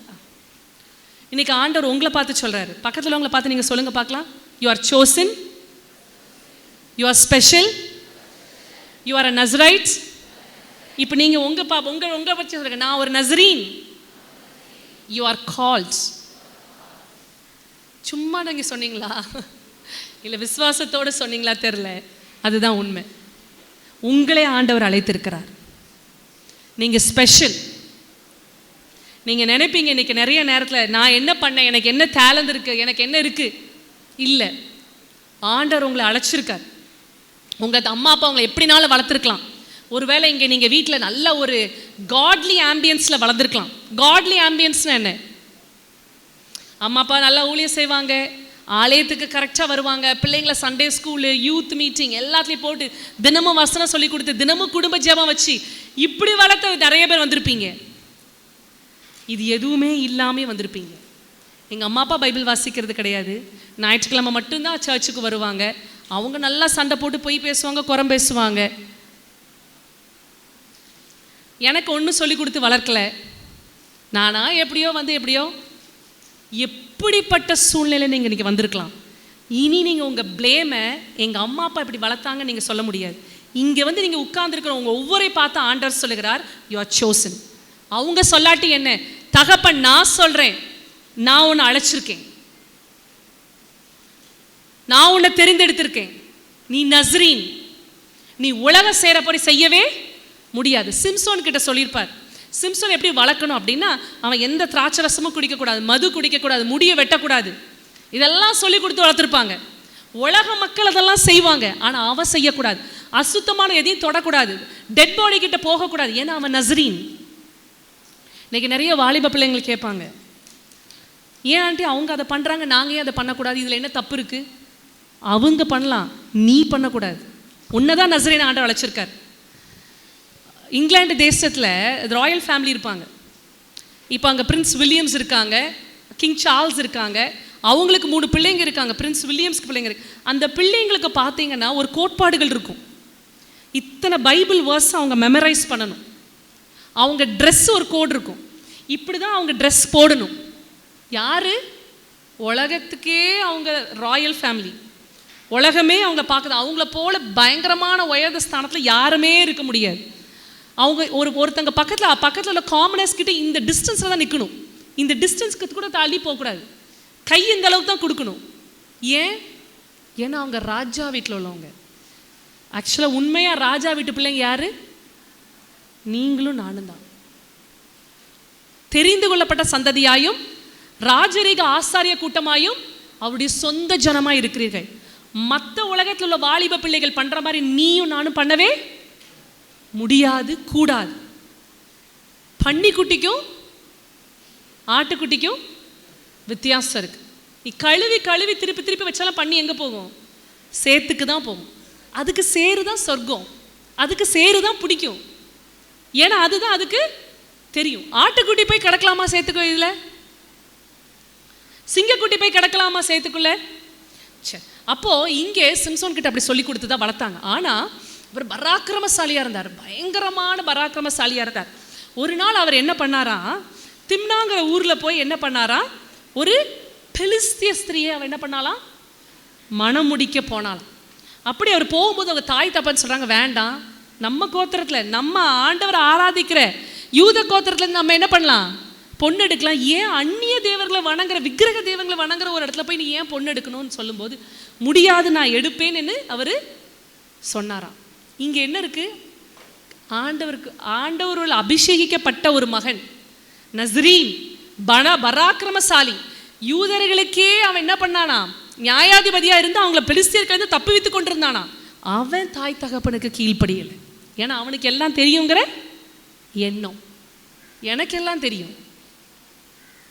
தம்பி தங்கச்சி, இன்னைக்கு உங்கள் அம்மா அப்பா ஏதாவது சொல்கிறாங்கன்னா அது யாருக்காக சொல்கிறாங்க? அவங்க நன்மைக்காகவா? அவங்க கஷ்டப்படக்கூடாதுன்னா, நீ கஷ்டப்படக்கூடாதுன்னு சொல்லி. உனக்கு தெரியாது நீ என்ன தப்பு செய்கிற, அந்த தப்புடைய பின்விளைவு என்னன்னு உனக்கு தெரியாது, அவங்களுக்கு தெரியும். ஏன்னா அவங்க உங்கள் வயசு தான் கடந்து வந்திருப்பாங்க, அவங்க 4 பாடுபட்டிருப்பாங்க. அந்த தப்பை நீ செஞ்சிடாத, இன்னைக்கு அதனுடைய விளைவுகள் எங்கள் காலத்தோட பயங்கரமாக இருக்குன்னு அவங்களுக்கு தான் தெரியும், உனக்கு தெரியாது. அதுக்காக தான் உனக்கு தாய் தகப்பனை கொடுத்துருக்காங்க. இல்லைன்னா உனக்கு தாய் தகப்பனை எதுக்கு? சும்மா வளர விட்டுருப்பாரு ஆண்டவர். எதுக்காக தாய் தகப்பனை கொடுத்தாங்க? எதுக்கு கிறிஸ்துவ தாய் தகப்பனை கொடுத்துருக்கிறாரு? நீ இதை செய்யுமா, இதை செய்யாத, இதை செஞ்சா அப்படி மாட்டிக்கணும்னு உனக்கு பாதுகாப்புக்கு தான் கொடுத்துருக்காரு. அப்போ அந்த தாய் தகப்பனுக்கு கொடுக்க வேண்டிய கனத்தையும் மரியாதையும் நீ கொடுத்து தான் ஆகணும். தாய் தகப்பன் இல்லாத பிள்ளைங்கிட்ட போய் கேட்டு பாருங்க, தாய் தகப்பனுடைய அருமை தெரியும். எங்கள் சண்டே ஸ்கூலில் ஒரு பையனுக்கு அம்மா அப்பா கிடையாது. அவன் சொல்லுவான் எப்பமோ, என்னை கண்டிக்கிறதுக்கு, என்னை திட்டுறதுக்கு, என்னை சொல்கிறதுக்கு ஆளே இல்லை. மெசேஜ் கொடுப்பான் எங்கள் பிள்ளைங்களுக்கு. எங்கள் அம்மா அப்பா இருந்து என்னை திட்டிருக்கலாம், என்னை அடிச்சிருக்கலாம், அப்படியாவது எங்கள் அம்மா அப்பா உயிரோடு இருக்க மாட்டாங்களா இன்னைக்கு சொல்லி அவன் சொல்லுவான். ஊழியம் செய்கிறான். இந்த பிள்ளைங்க அன்றைக்கி வந்து சொல்லுவாங்க, எங்கள் அம்மா இப்படி செய்யக்கூடாதுன்றாங்க, எங்கள் அப்பா அப்படி செய்யக்கூடாதுன்னு சொல்கிறாங்க. இந்த ரூல்ஸ் அண்ட் ரெகுலேஷன்ஸ் போடுறதே ஒரு கிருபை. மிருகத்துக்கு தான் ரூல்ஸ் அண்ட் ரெகுலேஷன்ஸ் கிடையாது. ஆண்டவருடைய சாயல படைத்த உங்களுக்கு எனக்கு டூஸ் அண்ட் டூ நாட்ஸ் நிறைய இருக்கு. சரி, அப்போ அவங்க சொல்லும்போது அதை கேட்கல. அவன் போய் அவளை மனம் முடித்தான். அதுவும் ஆண்டவர் ஏதோ ஒரு நோக்கத்துக்காக இருக்கார். இன்னைக்கு அநேகர் அதை தான் நினைக்கிறாங்க. அநேக வாலிப பிள்ளைங்க நினைக்கிறீங்க, கிறிஸ்துவ வாலிப பிள்ளைங்கள் நினைக்கிறீங்க, அந்த அந்நிய தேவன் உள்ள பிள்ளைய நான் இப்போ கல்யாணம் பண்ணி, அந்த அந்நிய தேவனுடைய பையனை நான் கல்யாணம் பண்ணி அவங்கள நான் எனக்குள்ள என் ஆண்டவருக்குள்ள வழி நடத்தலாம்.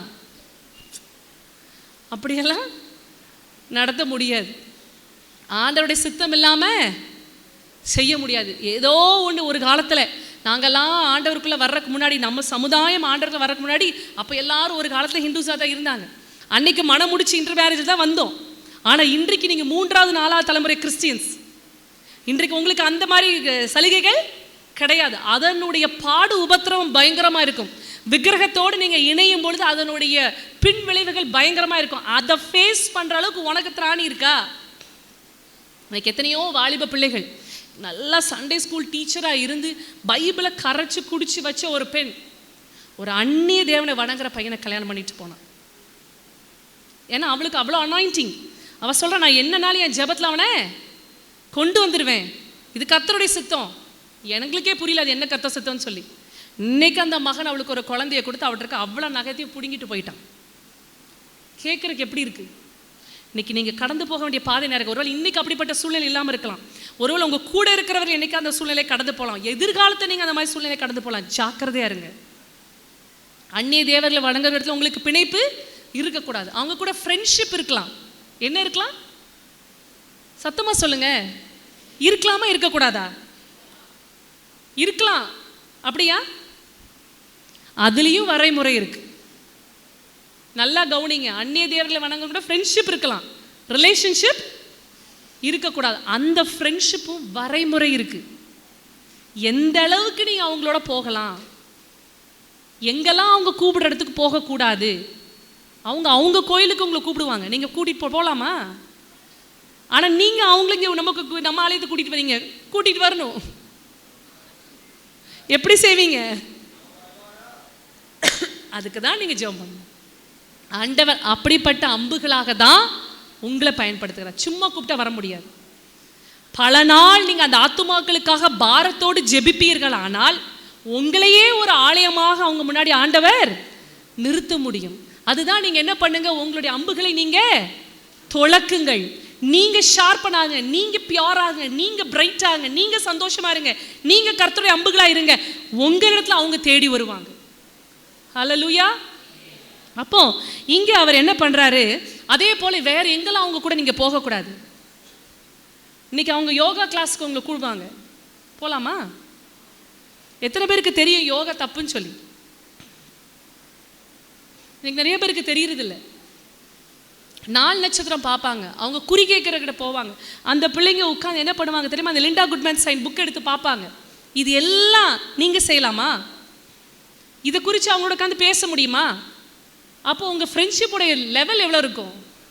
ஒரு அளவுக்கு தான் இருக்கும். எங்கே நீங்கள் பவுண்டரியை ட்ரா பண்ணுறீங்கிறது ரொம்ப ரொம்ப முக்கியமான ஒரு காரியம். அவங்க பப்பு பாருக்கு போவாங்க, நீங்கள் போக முடியுமா? அவங்களுக்கு கம்பெனி கொடுக்க முடியுமா?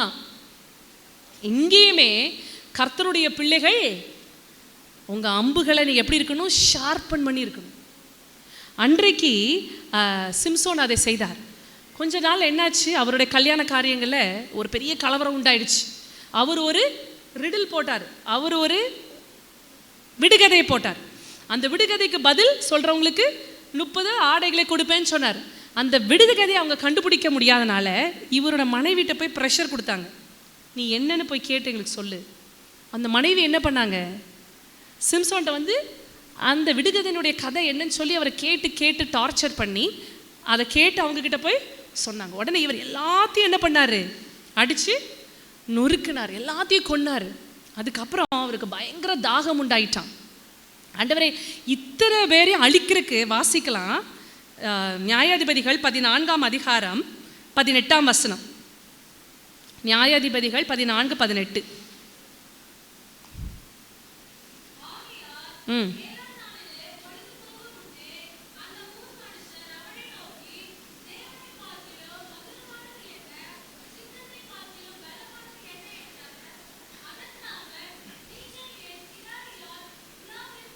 நியாயாதிபதிகள் 14:18. அது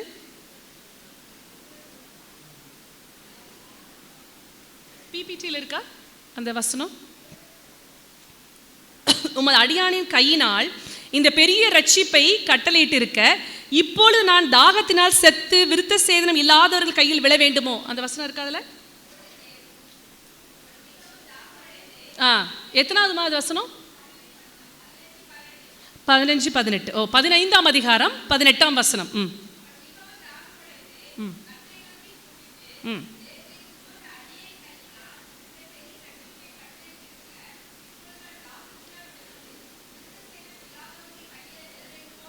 எவ்வளோ பெரிய ரட்சிப்பை கொடுத்தீங்க ஆண்டவரே. அந்த தேசத்துல எல்லா பிலிஸ்தியர்களையும் அழிக்கிறதுக்கு ஆண்டவர் இவர் ஒரு துலக்கமான ஒரு அம்பாக பயன்படுத்தினார்.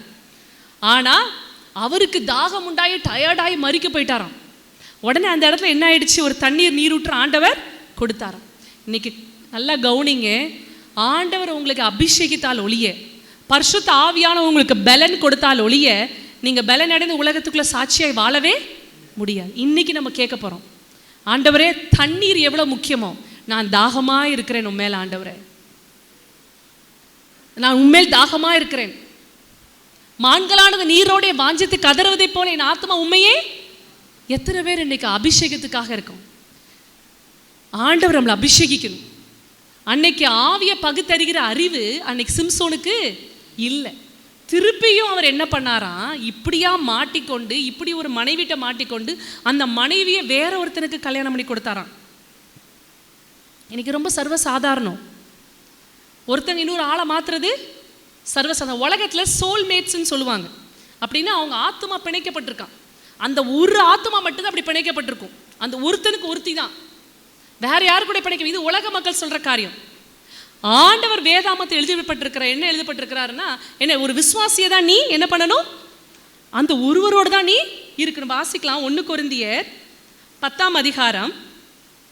1 கொரிந்தியர் 10 இல்லை, 2 கொரிந்தியர் 6:14-15. 2 கொரிந்தியர் 6:14-15. அந்நிய நுகத்திலே அவிசுவாசிகளுடன்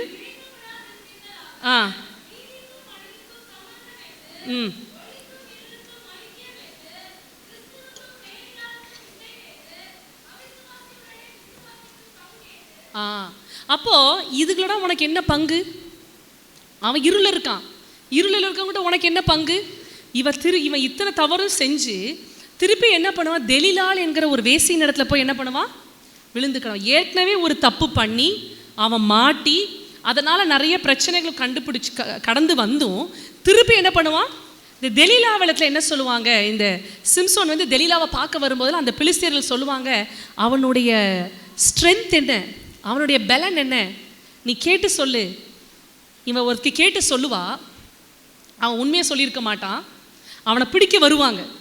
அப்போ அவனுக்கு தெரிஞ்சிருக்கும், தெலீலா தான் சொல்லியிருக்கா, அங்கே தானே வந்து பிடிக்க வர்றான். தெரிஞ்சு திருப்பி தெலீலாவோட இருப்பான் அவன்.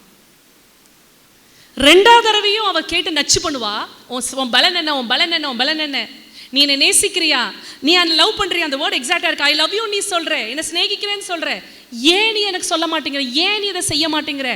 திருப்பியும் ஒரு பொய்யை சொல்லுவான். திருப்பியும் அவனை பிடிக்க வருவாங்க. டெலிலா தான் சொல்லி மாட்டி விட்டான்னு அவனுக்கு தெரியும். திருப்பியும் அவளோடையே இருப்பான்.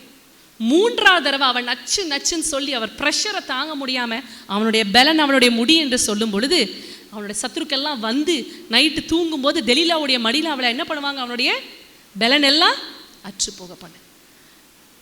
உனக்குன்னு ஆண்டவர் ஒரு அபிஷேகத்தை வச்சிருக்கார், உனக்குன்னு ஒரு தரிசனத்தை வச்சிருக்கார்.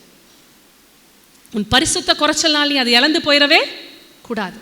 கூட இருக்கிறவங்க உன்னை வர்ணிக்கிறதுனால, நீ அழகா இருக்க, நீ வெள்ளையா இருக்க, நீ கலரா இருக்க, நீ அப்படி இருக்க, நீ இப்படி இருக்க, நீ என்ன நேசிக்கிற, இதை பண்றியா, இந்த மாதிரி மாயஜாலமான வார்த்தைகளில் விழுந்து போகாதீங்க. அதில் வசனம் எழுதியிருக்கு. அந்த 15ஆம் அதிகாரம் 15ஆம் வசனம் நினைக்கிறேன். அவள் நயம் பண்ணி என்ன பண்ணாலாம், சிம்சோனுடைய மனைவியும் சரி தெலீலாவும் சரி நயம் பண்ணி அவனிடத்துல என்ன பண்ணாங்களாம், கேட்டாங்களாம். நியாயாதிபதிகள் 14:15 வசனம். நியாயாதிபதிகள் 14:15.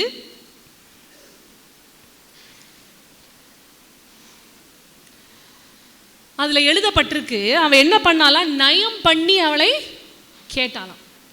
இன்னைக்கு வாலிப பிள்ளைங்க யாராவது உங்களை வந்து அழகா அவங்க இருக்கீங்க, நீ சூப்பரா இருக்க, நீ ரொம்ப ஸ்மார்ட்டா இருக்க சொல்லி உங்களுக்கு முன்னாடி ப்ரைஸ் பண்றாங்களா? தயவுசெய்து அந்த வார்த்தைக்கு நீங்க என்ன பண்ணிடாதீங்க, மயங்கிடாதீங்க.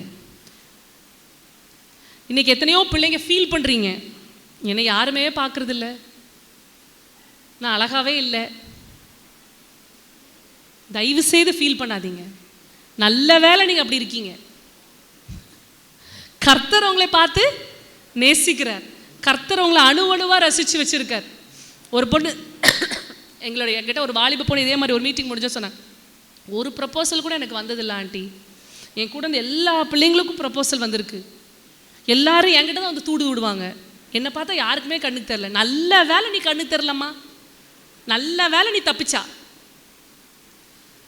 உங்களை நீங்க சாதாரண எடுப்படாதீங்க. ஏன்னா இந்த நாட்களில் அழகு தான் என்னதான் இருக்கும், கண்ணுக்கு அட்ராக்டிவா தெரியும்.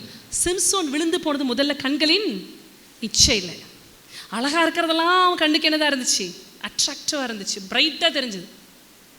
ஒரு கொஞ்ச நாளைக்கு முன்னாடி ஒரு கல்யாண வீட்டுக்கு போயிருந்தோம். அதுல ஒரு சின்ன குட்டி பையன் யாருக்கிட்டையுமே போகல, அழுகுறான், அழகா இருக்கான், லட்டு மாதிரி இருக்கான், எல்லாரும் அவனை தூக்குறக்கு ஆசைப்படுறாங்க. அந்த குட்டி எல்லாரும் தூக்குறான், அவன் அழுகுறான், யார்ட்டையும் போக மாட்டேங்கிறான். அவங்க அம்மா அப்பாட்டையும் நிற்கிறான், அவங்க அம்மாட்டையும் நிற்கிறான், அவங்க அம்மா சாப்பிட முடியல, உட்கார. நான் போய் தூக்குறேன், அது என்கிட்ட வந்துட்டான், என்கிட்ட வந்துட்டு போவே மாட்டேங்கிறான். எல்லாருக்கும் ஒரே ஆச்சரியமா போச்சு.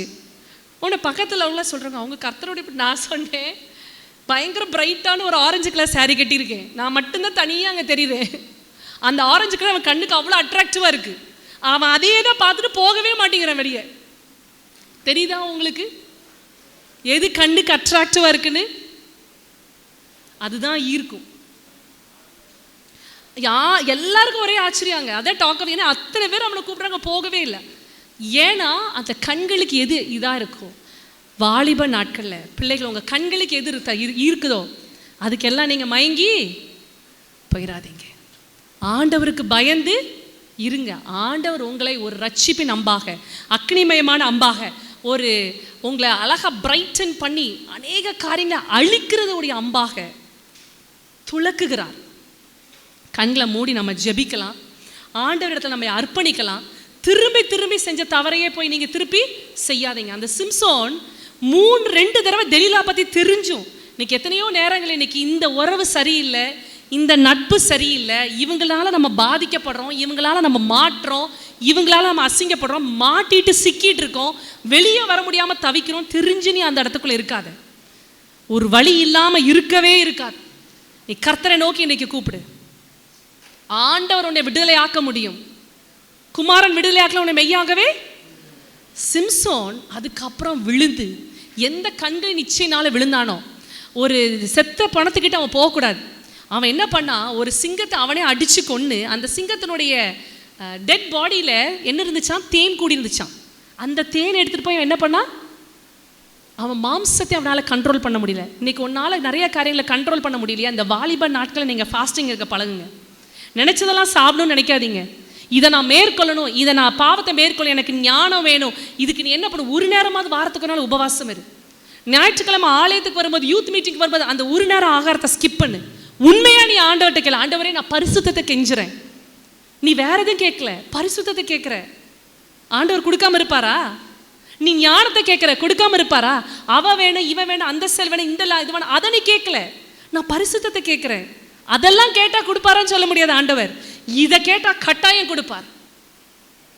நீங்க கேளுங்க, ஆண்டவரே எனக்கு இந்த பரிசுத்தத்தை தாங்க முடியலையா, நான் ஒரு நேரம் ஆகாரத்தை ஸ்கிப் பண்ணிட்டு வந்து கேட்குறேன், ஆண்டவரே நான் மன்றாடுறேன், என் மாம்சத்தை நான் ஒடுக்குறேன். அன்னைக்கு அவனால் அந்த மாம்சத்தை ஒடுக்க முடியல. மாம்சத்தை நிச்சை, கண்களை நிச்சை, பிடிச்சு அவனை சிறை பிடிக்கப்பட்டு முதல்ல என்னத்தை பிடுங்கினாங்க? அவன் கண்ணை தான் பிடுங்கினாங்க. கர்த்தர் எவ்வளவு நேசிக்கிறார் பாருங்க சிம்சோனை. உன் கண்ணு உனக்கு பாவம் செஞ்சதுன்னா அதை பிடுங்கி எடுத்து போட்டுட்டு நீ பரலோகத்துக்கு வந்தால் போதும், உன் கண்ணோட நீ நரகத்துக்கு போக வேண்டாம். இன்னைக்கு சில பாடுகள் வழியில் நம்மளை ஆண்டவர் வழி நடத்துறாரா? நம்மளே பரிசுத்தப்படுத்துகிறதுக்காக, நம்ம பரலோகத்துக்கு வர்றதுக்காக, நீ ஆண்டவரை தேடுவதற்காக. உன் பெற்றோருக்காக நீ ஜெபிச்சு கொண்டிருக்கிறியா? உன் ஃப்ரெண்ட்ஸ்க்காக ஜெபிக்கிறியா? நீ எதுக்காக அழுது கொண்டிருக்க? என்ன பிரச்சனைக்காக நீ ரொம்ப நெருக்கப்பட்ட ஆண்டவரை தேடுற? அதில் ஆண்டவர் உனக்கு நன்மையை கொடுப்பதற்காக, சொகுசா வாழ்றதுக்காக ஆண்டவர் நம்மளை அழைக்கலை. கண்களை மூடி நம்ம அர்ப்பணிக்கலாம். 3 வகையான அம்புகளை நம்ம பார்க்கலாம். கடைசியாக அந்த வசனத்தை சொல்லி முடிக்கலாம். வசனம் 28, அதில் சிம்சோன் பரத்தை நோக்கி ஜெபிப்பார். ஆண்டவர், இந்த ஒரு விஷயம் எனக்காக இறங்குங்க, ஒன் லாஸ்ட் சான்ஸ், இந்த ஒரு விஷயம் மாத்திரம் என்னை நிலைத்தருங்க, என்னை பலப்படுத்துங்க. அவன் முடி வளர்ந்தது. அந்த இடத்துல நின்று என்ன பண்ணா? அந்த தள்ளி என்ன பண்ணா? அந்த இடத்துல 3000 பேரை அவன் அழித்தான். இப்படிப்பட்ட அசுத்தங்களையும் இந்த உலகத்தின் இச்சைகளையும் அழிப்பதற்காக ஆண்டவர் உங்களை அம்புகளாக துலக்குகிறார். ரட்சிப்பின் அம்பாக, துலக்கப்பட்ட அம்பாக, அக்னிமயமான அம்பாக, அவருக்காக ஜீவனையே கொடுக்க நீ தயாரா? நீ தான் கனம் பெற்ற. பரலோகத்தில் இந்த ராஜ சிங்காசனத்தை பக்கத்தில் யார் நெருங்கி போக முடியும்னு நினைக்கிறீங்க? ஆண்டவருக்காக ரத்தம் சிந்தனவங்க. இன்னைக்கு நம்மளுக்கு சின்னதாக ஒரு வலி வந்தாலே நம்மளுக்கு ஓடுறோம். இன்னைக்கு நம்மளோட பிள்ளைங்களுக்கு வலி தாங்க முடியல, கஷ்டத்தை அனுபவிக்க இஷ்டம் இல்லை. ஆனால் உங்களே அக்னிமயமான அம்பாக ஆண்டவர் அழைக்கிறார். இன்னைக்கு அர்ப்பணிக்கலாம், கண்களை மூடி ஜெபிக்கலாம். ஆண்டவர், என்னை அபிஷேகிங்க ஆண்டவரே. அந்த அபிஷேகம் தான் நம்மளுக்கு பலனை கொடுக்கும். தாகத்தோடு கேட்குற ஆண்டவரே, எனக்கு ஆவியை பகுத்தறிகிற அறிவை கொடுங்க. இன்னைக்கு வாலிப பிள்ளைங்களுக்கு ஆவியை பகுத்தறிகிற அறிவு தேவை. இது சரி, இது தப்பு, இவன் சரி, இவன் தப்பு, இவ சரி இல்லை, அவன் தப்புன்னு ஆவியில் நீங்கள் உணர்ந்தால் மட்டும்தான் இந்த உலகத்தில் நீங்கள் தப்பிக்க முடியும். கண்களை மூடலாம். நல்லா இதை மனசில் எழுதி வச்சுக்கோங்க. வாலிப பிள்ளைகள், உங்களுக்கு தான் யாரையும் நம்பாதீங்க. To not trust anyone unless ஆண்டவர் உங்களுக்கு தெளிவாக ஆவியை பகுத்தறிகிற அறிவை கொடுத்து ட்ரெயின் பண்ணி ஸ்பிரிச்சுவல் மெச்சூரிட்டியோட உங்கள் உலகத்துக்குள்ள கடந்து செஞ்சதுக்கு அப்புறம் சில காரியங்களை நீங்கள் நம்பலாம். மற்றபடி நீங்கள் யாரையுமே நம்பாதீங்க. எங்கேயும் தனியாக போகாதீங்க.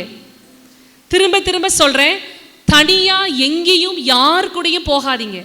ஃப்ரெண்ட்ஸ் கூப்பிட்டாங்க, அங்கே கூப்பிட்டாங்க, இங்கே கூப்பிட்டாங்க, தனியாக போகாதீங்க. நீங்கள் எங்கே இருக்கீங்கன்னு எல்லா நேரமும் உங்கள் பெற்றோர்களுக்கு தெரியணும். எந்த இடத்துல இருக்கீங்கன்னு உங்கள் பெற்றோர்களுக்கு தெரியணும். உங்கள் சேஃப்டிக்காக சொல்கிறேன். இன்னைக்கு எத்தனையோ வாலிப பிள்ளைகள் மாட்டிக்கொண்டு தவிச்சிட்டு வெளியே வர முடியாமல், அம்மா அப்பாட்ட சொல்ல முடியாமல், கூட உள்ளவங்ககிட்ட சொல்ல முடியாமல், என்னை தப்பாக நினச்சிருவாங்களா, இல்லைருந்து எப்படி வெளியே வர முடியும், சிக்கி தவிக்கிறாங்க. அவங்க மேலே தப்பு இல்லாட்டி கூட நீ அப்படி மாட்டிக்காத. குருட்டு நம்பிக்கையிலையும் குருட்டு தைரியத்திலையும் இந்த வாலிப துடுக்குலையும் நீ எங்கேயும் தனியாக போயிடாத. அது பையங்களுக்கும் சரி, பொண்ணுங்களுக்கும் சரி. நீ யோசேப்புடைய நிலைமையில் இருந்துடக்கூடாது, நீ திம்னாவுடைய நிலைமையில் இருந்துடக்கூடாது. கண்களை மூடி நம்ம ஜெபிக்கலாம். ஸ்தோத்திரம் ஆண்டவரே, ஸ்தோத்திரம் அப்பா. ஹல்லேலூயா. அப்பா பிதாவே, உமக்கு ஸ்தோத்திரம். அன்பின் பிதாவே, உமக்கு நாங்கள் நன்றி செலுத்துகிறோம் ஆண்டவரே. இந்த காலை வேளையில் எங்களோடு நீர் பேசினதுக்காய் ஸ்தோத்திரம் ஆண்டவரே. நீர் எங்களை அக்னிமயமான அம்புகளாக்கும் ஆண்டவரே. எங்களை நீங்கள் நல்லா துளக்குங்கப்பா. எங்களை பிரைட்டன் பண்ணுங்க, எங்களை ஷார்பன் பண்ணுங்க ஆண்டவரே.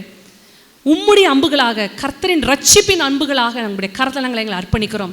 எங்கள் பாவங்கள், தவறுகள், குற்றங்கள் எல்லாவற்றையும் மன்னிங்க. உங்கள் ரத்தத்தினால் எங்களை கழுவுங்க ஆண்டவரே. எந்த விதமான பிசாசின் பிடியில் நாங்கள் இருந்தாலும், போராட்டத்தில் இருந்தாலும், இயேசுவின் நாமத்தில் இந்த நாளிலே நீர் விடுதலை கொடுக்கும்படியாக செபிக்கிறோம். இந்த வேளையில் அந்த கட்டுகள் அறுப்புண்டு போகும்படியாக செபிக்கிறோம். எல்லா சிறையிருப்பும் மாறும்படியாக செபிக்கிறோம். என்ன பாவ சாப கட்டுகளின் அடிமைத்தனத்தில் நாங்கள் இருந்தாலும் இயேசுவின் நாமத்தினால் இந்த வேலை எங்களுக்கு விடுதலை உண்டாவதாக ஆண்டவரே. நீர் எங்களை கர்த்தாவே துளக்கப்பட்ட அம்பாக, அக்னிமயமான அம்பாக, ரட்சிப்பின் அம்பாக இந்த இடத்துல இருந்து கடந்து செல்ல கிருபை பாராட்டுங்க. நீர் அப்படி செய்ய போவதற்காக நன்றி செலுத்துகிறோம். எங்களுடைய ஆவி, ஆத்மா, சரீரத்தை ஜீவ பலியாக உங்களுடைய கரத்தில் அர்ப்பணிக்கிறேன். ஒவ்வொரு பிள்ளைகளையும் இங்கே ஒவ்வொரு பிள்ளைகளும் ஆண்டவரே, அவங்க ஆவி, ஆத்மா, சரீரத்தை உமக்கு ஜீவ பலியாக அர்ப்பணிக்க கிருபை தாங்க. நீர் அப்படி செய்ய போவதற்காக நன்றி செலுத்துகிறோம். ஒரு பெரிய எழுப்புதல் எங்களுக்குள்ளே உண்டாவதற்காய் ஸ்தோத்திரம். அநேகருக்கு பிரயோஜனம் உள்ள பாத்திரவான்களாக எங்களை நிரப்ப போவதற்காய் ஸ்தோத்திரம். உப்பாக வெளிச்சமாக கடந்து செல்ல கிருபை போவதற்காய் ஸ்தோத்திரம். இயேசுவின் நாமத்தில் பிதாவே, ஆமென், ஆமென். ஹல்லேலூயா.